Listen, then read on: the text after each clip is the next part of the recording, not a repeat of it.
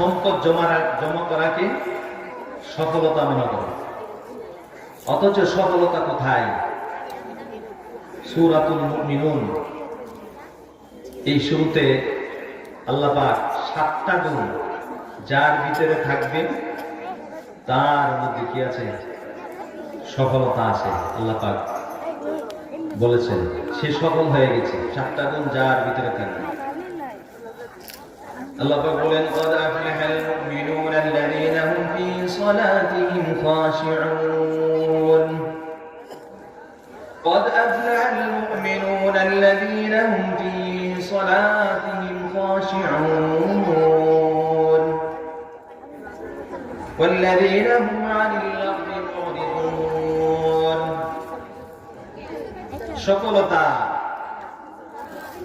সফলতা কাকে বলে? দুঃখ থাকবে না, ঝামেলা থাকবে না, পেরেশানি থাকবে না, মুসিবত থাকবে না, কষ্ট থাকবে না। যে জীবনে, ওই জীবনটাই সফল জীবন, সফলতার জীবন। কাম্য সুখ এই সফলতার জীবন বলে। তবে দুনিয়াতে এমন কোনো মানুষ নাই যার জীবনে সুখ দুঃখ নাই। সবার জীবনে কি আছে? সুখ আছে, দুঃখ আছে। মানুষ সফল হবে 7টা গুণ থাকলে। কয়টা গুণ থাকলে? 7টা গুণ। 5, 2, 7। 7টা গুণ যদি থাকে তাহলে মানুষ কি হবে? সফল হবে। 1 নম্বর, মানুষ নামাজি হবে। নামাজি, বিশুদ্ধ নামাজি, খুশুর সাথে নামাজ করবে, মানুষ সফল হয়ে যাবে। 1 নম্বর। 2 নম্বর, সকল প্রকার অনর্থক অন্যায় অপরাধ থেকে বেঁচে থাকবে। সকল প্রকার অন্যায় অপরাধ থেকে বেঁচে থাকবে, সফল হয়ে যাবে। 2 নম্বর, والذين هم عن اللغو معرضون والذين هم للزكاة فاعلون সম্পদের যাকাত আদায় করবে। যাকাত, সম্পদের যাকাত আদায় করবে। এখন যাকাত আদায় করে না মানুষ। নবীজি সাল্লাল্লাহু আলাইহি ওয়াসাল্লাম বলেন, যাকে আল্লাহ পাক সম্পদ দান করছে সে যদি যাকাত আদায় না করে তাহলে এই সম্পদ কাল কিয়ামতের ময়দানে 2 ভাবে তাকে শাস্তি দেওয়া হবে। একটা শাস্তি হলো তাকে বিষাক্ত সাপ বানানো হবে। ওই সাপে তার গলায় পেঁচায়া ধরবে, পেঁচায়া ধরিয়া 2 গালে সুবল দিবে। সুবল দিয়া বলবে, আনা মালুকা ওয়া আনা কানজুকা, আমি তোমার মাল, আমি তোমার সঞ্চিত ভান্ডার, সম্পদ। এই সাপে বলবে। এই সাপটা কোথেকে আসছে? ওই সঞ্চিত ভান্ডার, যে ভান্ডারে যাকাত আদায় করতে হবে। কত মানুষ আছে যাকাত দেয় না, কত এমপি মন্ত্রী আছে যাকাত দেয় না, কোটিপতি শিল্পপতি আছে যাকাত দেয় না। মনে করছে যাকাত দিয়ে না দিয়ে পার হয়ে যাবে, পার হতে পারবে না। এই একটা শাস্তি। আর একটা শাস্তি হলো আল্লাহ কোরআনে বলতেছেন, ইয়াউমা ইউহমা আলাইহা ফি নারি জাহান্নাম ফাতাকওয়া বিহা জিবাহুম ওয়া জুনুবুহুম ওয়া যুহুরুহুম। আল্লাহ পাক বলতেছেন, ইয়াউমা ইউহমা আলাইহা ফি নারি জাহান্নাম, এই সম্পদগুলি লোহার পাত বানানো হবে। মুঠা করে লোহার পাত বানাবে আল্লাহ পাক। পাত বানাইয়া আগুন দিয়া তাপ দেওয়া হবে। এরপরে উত্তপ্ত হবে। উত্তপ্ত হলে তার ডান পাশে, বাম পাশে, সামনে, পিছনে, কপালে দাগ দিবে আগুন দিয়ে। দাগ দিলে কি ভালো লাগবে? অর্থাৎ পুড়াই দিবে গিয়ে। কপালে দাগ দিবে, পিছনে দাগ দিবে, ডানে বামে দাগ দিবে। কারণ কি? চেক দিবে। কারণ কি? কারণ হলো সম্পদ ওয়ালারা সম্পদ পাইয়া গরিব মানুষ দেখলে কপাল ভ্রুকুঞ্চিত করে, কপাল খুশ করে দেয়। এরপরে ডানে হাত বাম দিকে ঘুরে যায়, পৃষ্ঠ প্রদর্শন করে, পিঠ দেখায়, ধমক দেয় ইত্যাদি। তখন আল্লাহ পাক ওই সাইডগুলিকে শাস্তি দিবেন, যে সাইডগুলি গরিবদেরকে, এতিমদেরকে, মাদ্রাসা ওয়ালাকে, মাদ্রাসার প্রিন্সিপালকে, মাদ্রাসার কালেক্টরকে তারা দেখায়, ধমক দেয়। আপনার পিছনে পিছনে ঘুরতেছে, মাদ্রাসার জন্য, মাদ্রাসা টাকার জন্য বোর্ডিংয়ে চাও নেই, বোর্ডিংয়ে দাও নেই, ছাত্রদের খাবার নেই, মসজিদে টাকা নেই, আপনার পিছনে ঘুরতেছে, আপনি স্বপ্ন সম্পদের মালিক, আপনি একটা ধমক দিয়ে দিলেন, কি ভালো কাজ করছেন? কখনো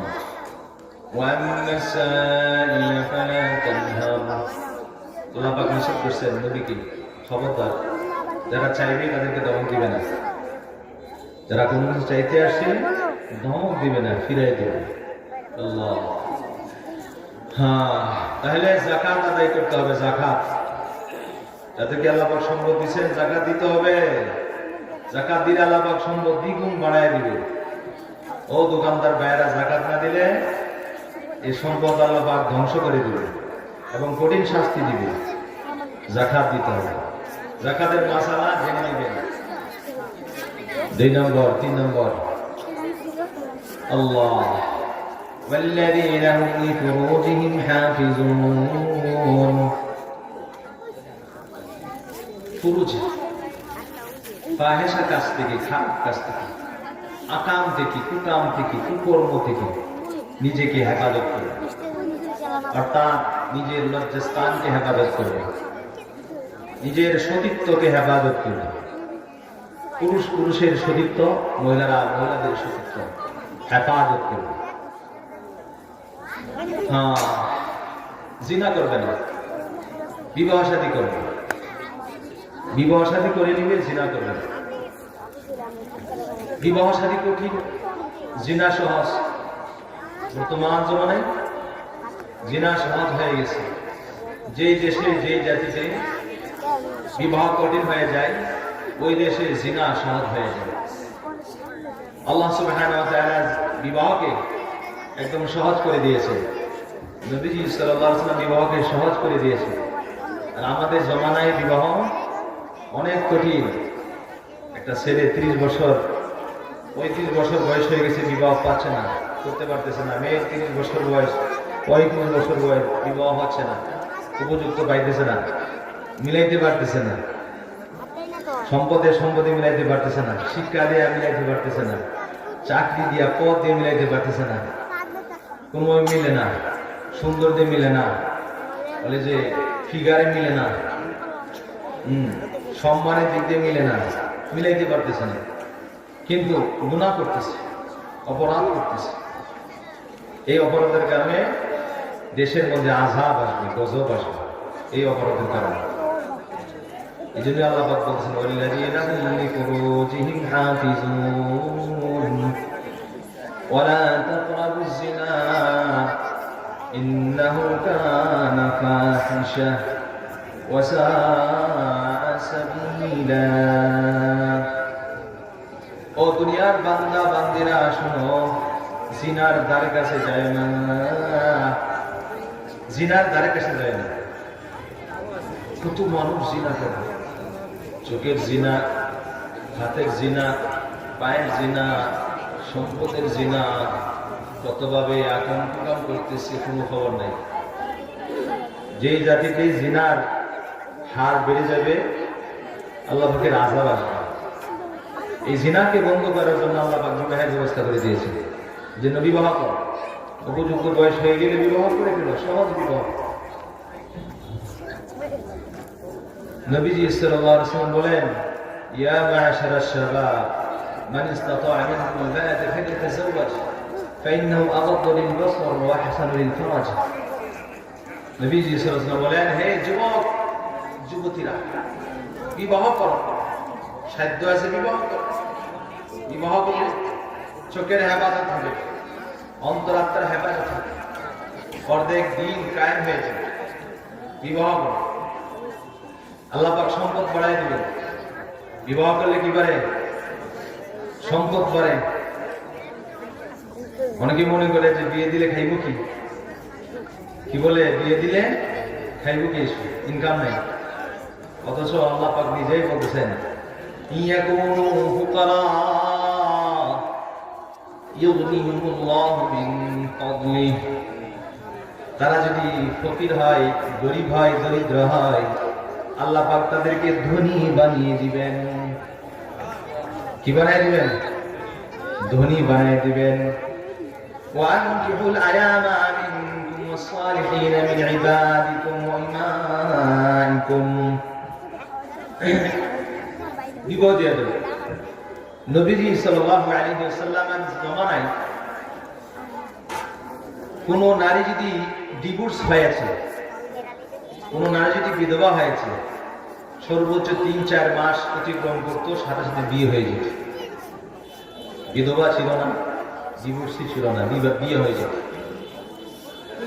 কিন্তু এমন লক্ষ লক্ষ নারী, লক্ষ লক্ষ নারী বিধবা আছে, ডিভোর্সি আছে, এরপরে আছে ঈদা আছে, বিবাহ হচ্ছে না, কঠিন হয়ে গেছে।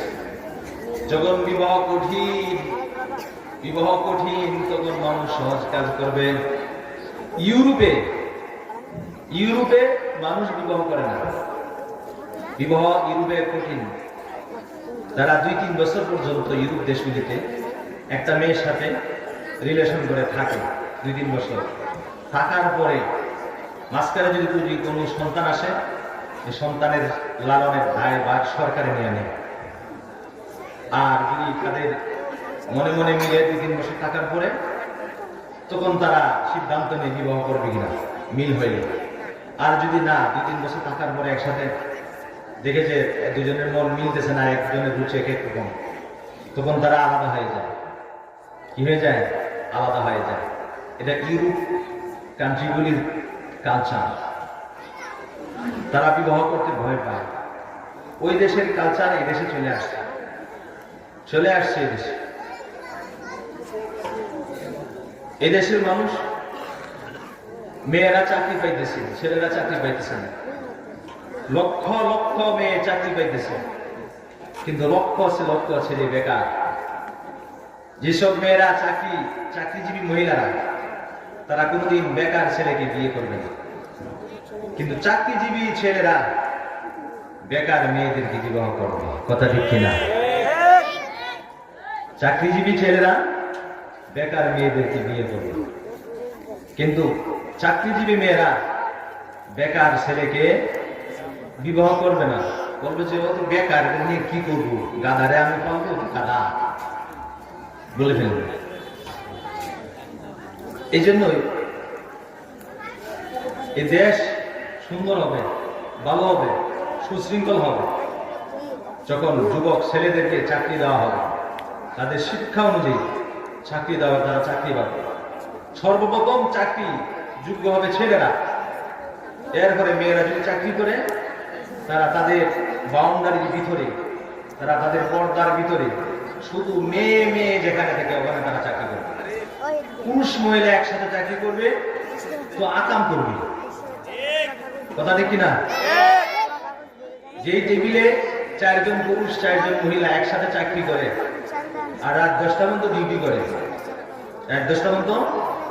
করে, তখন ডিউটি করতে যায় আকাম করবে। কথা ঠিক কিনা? আকাম করবে। অথবা নাইট ডিউটি আছে, মহিলার নাইট ডিউটি আছে, পুরুষের নাইট ডিউটি আছে, দুজনের নাইট ডিউটি আছে, বাসায় স্বামী আছে, স্ত্রী আছে। বাহ, কি করবে বলেন? অবস্থাটা কি জায়েজ হবে? কোনোভাবে জায়েজ হবে না। এই জন্যই যেখানে মেয়েরা চাকরি করবে ওখানে শুধু মেয়েরাই চাকরি করবে, যেখানে ছেলেরা চাকরি করবে ওখানে শুধু ছেলেরাই চাকরি করবে। এটাই নিয়ম। পর্দার ভিতরে, পর্দার আড়ালে সম্পূর্ণ নিষেধ। আল্লাহু আকবার। তো বলতেছিলাম, জিনার বাজার বেড়ে গেছে। ইউরোপের কালচার, বিদেশি কালচার, ইহুদিদের কালচার, খ্রিস্টানদের কালচার, নিয়ম নীতিমালা এদেশে চলে আসছে। ইউরোপে মেয়েরা হাফ প্যান্ট পরে, হ্যাঁ, এদেশের মেয়েরা হাফ প্যান্ট পরে কিনা? ইউরোপের মেয়েরা 2টা কাপড় পরে, উপরে একটা নিচে একটা, উপরে একটা হাফ প্যান্ট, নিচে একটা হাফ প্যান্ট, 2টা হাফ প্যান্ট পরে। এদেশের মেয়েরা যারা বেশি শিক্ষিত, উন্নত মানের শিক্ষিত, প্রগতিশীল, সুশীল সমাজ মেয়েরা, যারা স্মার্ট ডিজিটাল মেয়েরা, তারা হাফ প্যান্ট পরতে তার ভালো লাগে। বলেন এটা কি জায়েজ না জায়েজ? না জায়েজ। জাহান্নামের আগুনে জ্বলতে হবে, জাহান্নামের আগুনে জ্বলতে হবে। নিসাউন কাসিয়াতুন আমিআতুন মুমিনাতুন। আল্লাহ, নবীজি সাল্লাল্লাহু আলাইহি সাল্লাম বলেন এক হাদিসের মধ্যে, ওই মহিলা জান্নাত তো পাবে না, জান্নাতের সুঘ্রাণও পাবে না। যেই মহিলা কাপড় পরে কিন্তু কাপড়ের ভিতর থেকে তার শরীর দেখা যায়, কাপড় পরেও সে উলঙ্গ, এবং পুরুষ বেগানা পুরুষদেরকে সে কি করে আকর্ষণ করে, বেগানা পুরুষদেরকে আকর্ষণ করে, পিঠটা বের করে রাখে, পেটটাও বের করে রাখে, এবং পাতলা জামা কাপড় পরিধান করে, পাতলা কাপড় পরিধান করে, টাইট ফিট জামা পরিধান করে মেয়েরা বেপরদার সাথে ঘর থেকে বের হয়। নবীজি সাল্লাল্লাহু আলাইহি সাল্লাম বলেন, এই ধরনের মেয়েরা জান্নাত তো পাবে না, জান্নাতের গন্ধটাও পাবে না। জান্নাত তো পাবে না, জান্নাতের গন্ধও পাবে না। এই অবস্থা। কেন? কি সমস্যা?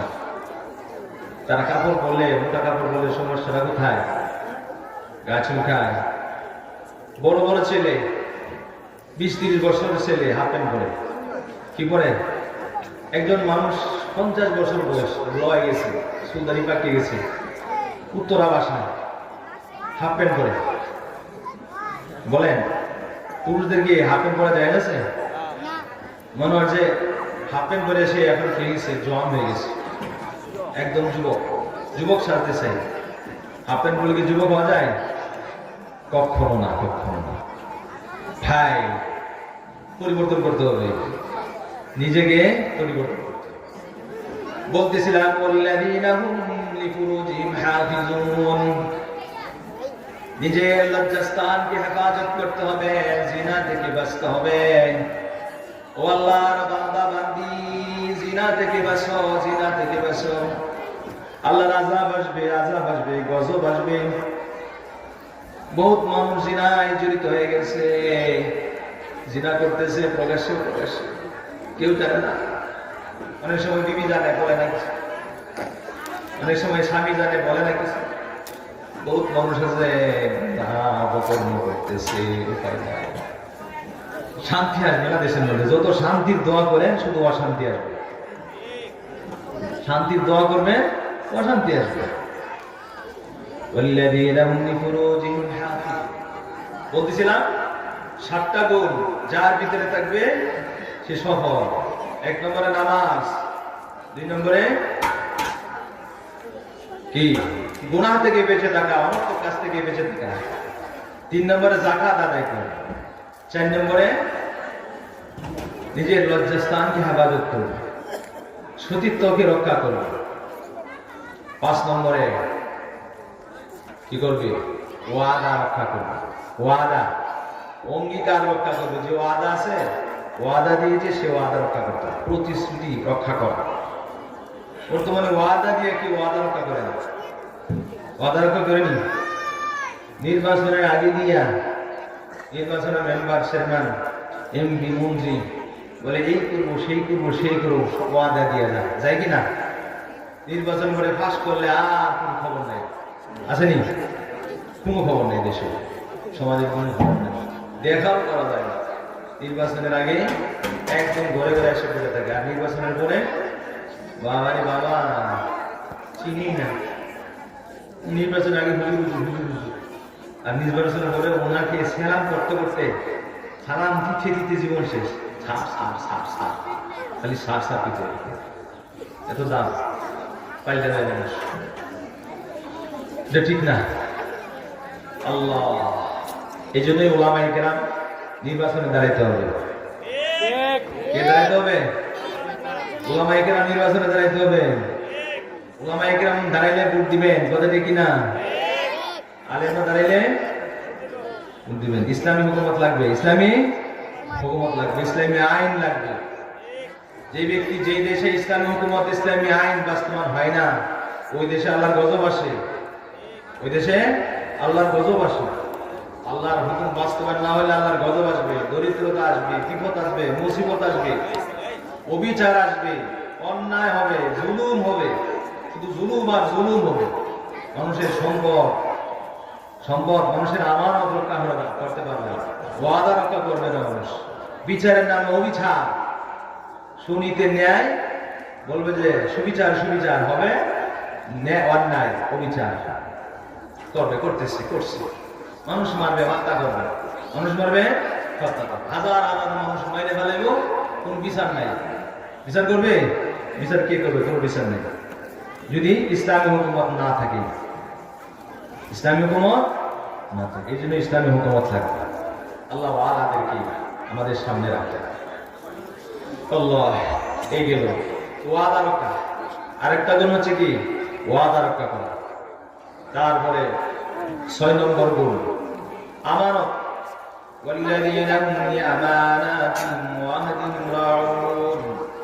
আমানত রক্ষা করা। আমানত তো বর্তমানে নেই, উঠতে গেছে, নেই। আমানত বলতে কিচ্ছু নেই। নাম কি আজকে আমানত আছে? নাম কি আজকে? টাকা দিলে আর টাকা ফেরত নেই, ফেরত দেয়নি। একজন নিয়েছে, একজনের কাছে আপনি টাকা রাখছেন, ভাই এই 50,000 টাকা রাখলাম, 2 মাস পরে আমার লাগবে, আপনি দিয়ে দিবে? কোন মানুষ দিবে? বিশ্বাস করে কোন হুজুরেও দিবে না, কোন হুজুর ইল্লা মাশাআল্লাহ, সবাই না, অনেক মানুষ, ভালো মানুষ আছে না? আছে। আল্লাহ আমানত। লা ঈমানা মান লা আমানা লা। নবীজি সাল্লাল্লাহু আলাইহি ওয়াসাল্লাম বলেন, লা ঈমানা মান লা আমানা লা। যার কাছে আমানতদারি নাই তার ঈমানদারি নাই। আমানতদারি নাই, ঈমানদারি নেই। টাকা পয়সা পাইলে দেয় না। আপনি যত দোকানদার আছে সব দোকানদারি জিজ্ঞাসা করেন, ভাই আপনার দোকানে কত টাকা বাকি আছে? বলবে 1,000, 1,000। কোনো দোকান নাই যে বাকি নেই। কত বছর? 20 বছর হয়ে গেছে, টাকা পায় 5 লাখ 6 লাখ, খবর নাই, নিয়ে গেছে আর আসে না। 10 বছর হয়ে গেছে, টাকা দেয় নাই। 5 বছর হয়ে গেছে, টাকা দেয় নাই। 1 বছর চাও নিয়েছে, আর খবর নাই, চাও কায় শেষ, আমার টাকা খবর নাই, টাকা দেয় না। এই আমানত দেয় না। মনে করছে জান্নাত এত সহজ। জান্নাত কি এত সহজ নেই ভাই? এত সহজ। মানুষের টাকা বাইরে খাইবেন আর জান্নাতের আশা করবেন, কশিনকালেও জান্নাতের আশা করবেন না। নামাজ রোজায় কাজ হবে না, তাহাজ্জুদে কাজ হবে না, জিকির আজকারে কাজ হবে না। কথা ঠিক কিনা? এই জন্যই মানুষের আমানত রক্ষা করেন। মানুষ দুর্বল সম্পদের কাছে। কোথায় দুর্বল? সম্পদের কাছে দুর্বল। সম্পদ পাইলে লোভ সামলাইতে পারে না। নামাজ পড়া সহজ, তাহাজ্জুদ করা সহজ, জিকির করা সহজ, তেলাওয়াত করা সহজ, কিন্তু মানুষের টাকাটা ফেরত দেওয়া কঠিন। টাকা নিলে ফেরত দেওয়া কি কঠিন। টাকা ফেরত দিতে চায় না, এখানে দুর্বল। আসল ইমানদারি, আসল তাকওয়া, আসল পরহেজগার প্রকাশ হবে মুআমালাতে আর লেনদেনে। লেনদেন যদি সাফ থাকে কোনো মানুষের, তাহলে মনে করবে এটা বুঝল সে আল্লাহর ওলি। নামাজ কালাম করে ঠিক, লেনদেনও ঠিক, লেনদেন ঠিক। ইউরোপ এই সমস্ত দেশের মধ্যে কথা দেয়, কথা রাখে, তাদের সব ঠিক, লেনদেন ঠিক, মুআমালা ঠিক, চুরি নাই, ডাকাতি নাই, বাটপারি নাই, সন্ত্রাসী নাই, দুর্নীতি নাই, অবিচার নাই, সব ঠিক আছে। কিন্তু একটা জিনিস নাই, কি নাই? ঈমান। এই একটা না থাকার কারণে সব জিরো। সব কি জিরো। যত কিছুই থাকুক, যত ভালো কাজ করুক, ঈমান না থাকলে কিন্তু কাজ হবে বলেন? কিচ্ছু কাজ হবে না, কিচ্ছু কাজ হবে না। এগুলো দরকার ছিল আমাদের ভালো কাজ দিয়ে তারা নিয়ে আসে, আর তাদের মন্দ কাজ দিয়ে আমরা নিয়ে আসি। কথা বলছেন? তো বলতেছিলাম আমানত রক্ষা করতে হবে। আমানত, যে যার কাছে টাকা পায় মেহেরবানি করে ঋণ নিয়ে কেউ মরবেন না। আল্লাহর কাছে দোয়া করুন, আল্লাহ আমার জন্য ঋণ 1 টাকাও না থাকা। ঋণ নিয়ে মরতে চাই না। ঋণ নিয়ে হকুল এবার টাকা পয়সা কেউ যদি পায়, ওসিয়ত করে দেবেন। আপনার ডায়েরি রাখবেন, ডায়েরি লিখে রাখবেন, ডায়েরির মধ্যে যে অমুকে এত টাকা আমার কাছে পায়, লিখে রাখবেন। আপনি মারা যাওয়ার পরে আপনার সন্তানরা দেখবেন যে এত টাকা পায়। হ্যাঁ, টাকাটা যদি পরিশোধ হয়ে যায় সঙ্গে সঙ্গে লিখে রাখবেন যে টাকাটা পরিশোধ হয়ে গেছে। লিখে রাখবেন, না আবার ঝামেলা, মনে গেলে আবার সাইড। ঠিক আছে, পরিশোধ হলে পরিশোধ, বাকি থাকলে বাকি। ডায়েরির মধ্যে লিখে ওসিয়ত করে রাখবেন, এগুলা ওসিয়ত, এগুলা ফরজ। নিজের টাকা। সন্তান সন্ততিকে, কোন সন্তান সন্ততিকে ঠকাইবে না। অনেকে আছে ঠকায়, একজনের বেশি দেয়, একজনের কম দেয়। কালকে আমাদের ময়দানে বিচারে কাঠ গড়ায় দাঁড়াইতে হবে। মেয়েদের সম্পত্তি দিচ্ছে না, মেয়েরা সম্পত্তি যে পরিমাণ পায় সে পরিমাণ দেয় না। বোনেরা যে পরিমাণ সম্পত্তি পায় সে পরিমাণ বোনদের সম্পত্তি দেয় না। লামসাম কিছু বুঝাই দিয়ে দেবে, উপায় না, ওই ভাই ওই বাবা জান্নাতে যেতে পারবে না। সম্পত্তি কোন ভাই যদি বোনের সম্পত্তি মারিয়া খায় সে জান্নাতে যেতে পারবে না। জান্নাতে তার জন্য নাই, জান্নাত তার জন্য। এই জন্য ভাই সম্পত্তি আমানত রক্ষা। আল্লাহ 7 নম্বর জিনিস যেটা হলো অর্থাৎ নামাজ।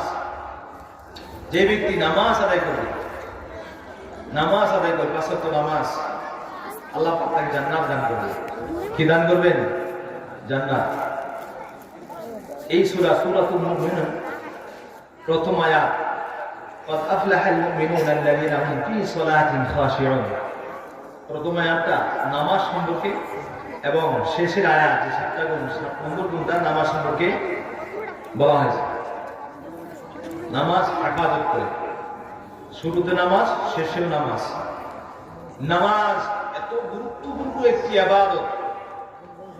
নামাজের ব্যাপারে নবীজি সাল্লাল্লাহু আলাইহি ওয়াসাল্লাম বলেছেন, আস-সালাতু ইমাদুদ্দিন, মান আকামাহা ফাকাদ আকামাদ্দিন ওয়া মান হাদামাহা ফাকাদ হাদামাদ্দিন। যেই ব্যক্তি নামাজ আদায় করবে, আর এই নামাজ হলো দ্বীনের স্তম্ভ, দ্বীনের খুঁটি। যে ব্যক্তি নামাজ আদায় করলো সে দ্বীনের খুঁটিকে টিকে রাখে, আর নামাজ আদায় করলো না সে দ্বীনকে ধ্বংস করবে। এত বড় ইবাদত, গুরুত্বপূর্ণ ইবাদত, এই উম্মতের সবচেয়ে সৌভাগ্যবান ইবাদত, সবচেয়ে গুরুত্বপূর্ণ ইবাদত। উম্মত ভাগ্যবান হয়েছে নামাজের মাধ্যমে। আর কোন ইবাদত নাই এই নামাজের মতো। হয়তো অন্য কোন উম্মতকে নামাজ দেওয়া হয় না, আমাদের উম্মতকে, আমাদের নবীর উম্মতকে দেওয়া হয়েছে নামাজ। নামাজ আল্লাহু আকবার। 5 ওয়াক্ত নামাজ যেই ব্যক্তি নাকি জামাতের সাথে আদায় করবে, আল্লাহ পাক তার জীবনের সব গুনাহ মাফ করে দিবেন। সুবহানাল্লাহ। জামাতের সাথে আদায় করলে নামাজ গুনাহ মাফ করে দেবে। হাদিসের মধ্যে আছে 7 বছর বয়স হলে নামাজের হুকুম দাও, আর 10 বছর বয়স হলে নামাজের জন্য শাস্তি দাও। নামাজের জন্য কি দাও? শাস্তি। শাস্তি পিড়ে নামাজ জমা করতে হবে, কিন্তু নামাজের জন্য শাস্তি কেউ দেয় না। আশাবাড়ি শাস্তি অন্য কাজের জন্য দেওয়া হয়, অন্য কাজের জন্য শাস্তি দেওয়া হয়। ঠিক পড়ে না, পরীক্ষায় ফেল করছে, ইংরেজি পড়তে পারে না, বাংলা পড়তে পারে না, শাস্তি দেয়।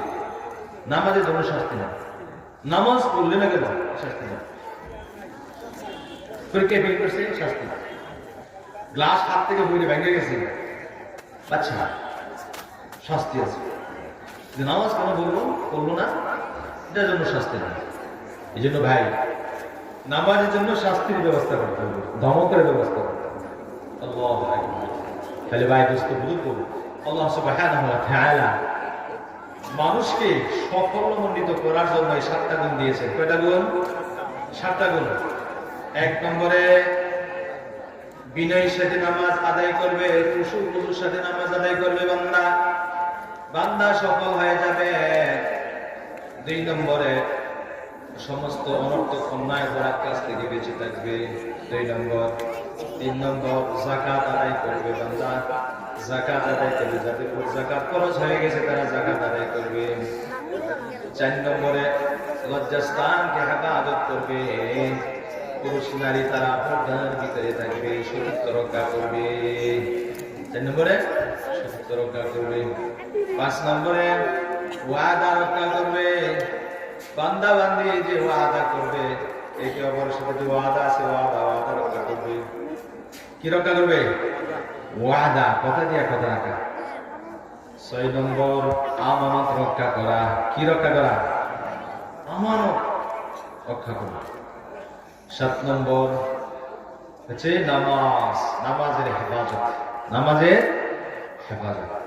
নবীজি সাল্লাল্লাহু আলাইহি ওয়াসাল্লাম বলেছেন, যে ব্যক্তি 5 ওয়াক্ত নামাজ তাকবীরুল্লাহ সহকারে 40 দিন আদায় করবে, আল্লাহ সুবহানাহু ওয়া তাআলা তাকে 2টা পুরস্কার দিবেন। কয়টা পুরস্কার? 2টা পুরস্কার দিবেন। বারাতুম মিনান নার ওয়া বারাতুম মিনান নিফাক। জাহান্নাম থেকে মুক্তির সার্টিফিকেট, মুনাফিক থেকে মুক্তির সার্টিফিকেট। এই 7টা গুণ অর্জন করলে আল্লাহ পাক তাকে বলে দিয়েছেন, উলাইকাল ওয়ারিসুন আল্লাযীনা ইয়ারিসুনাল ফিরদাউস হুম ফিহা খালিদুন। আল্লাহ সুবহানাহু ওয়া তাআলা তাদেরকে জান্নাতুল ফিরদাউসের মিরাস দান করবেন, জান্নাতুল ফিরদাউসের ওয়ারিস বানাই দিবেন। এই 7টা গুণ যার ভিতরে থাকবে, কয়টা গুণ? 7টা গুণ জান্নাতুল ফিরদাউসের ওয়ারিস বানাবেন। এবার আসেন, জান্নাতুল ফিরদাউসের ওয়ারিস বানাবেন। ওয়ারিস কারা হয়? ওয়ারিস বাপের সম্পত্তির ওয়ারিস পায় সন্তানেরা, পায় কিনা? বাবার সম্পত্তির ওয়ারিস পায় কারা? সন্তানরা পায়। যদি সন্তান হয়, আত্মীয় হয়, আত্মীয় সম্পর্ক আত্মীয় হয়, তখন ওয়ারিস পায়। আমরা জান্নাতে ওয়ারিস পাবো কিভাবে? আমাদের মূল বাবা আদম আলাইহিস সালাম, হাওয়া আলাইহিস সালাম, তারা কোথায় ছিলেন? জান্নাতে ছিলেন, জান্নাতে আছেন, জান্নাতে থাকবেন। বাবা যেখানে থাকে সন্তানরা সেখানেই থাকে, কাছেই থাকে। মা বাবার কাছেই তো থাকে সন্তানরা। বাবার জমিতে ভাগ পায়, বাবার সম্পত্তিতে সন্তানরা কি পায়? ভাগ পায়, ওয়ারিস পায়, বাবা না থাকে। ঠিক তদ্রুপ ভাবে বেহেশতের ওয়ারিস পাবে সন্তানেরা, সন্তান হইলে। সন্তানরা কি হইলে? সন্তানের মতো সন্তান হইলে, মানুষের মতো মানুষ হইলে কিভাবে? ওয়ারিস পাবে। আর নাই ওয়ারিস পাবে না। মানুষ হইতে হবে। কি হইতে হবে? মানুষ হইতে হবে।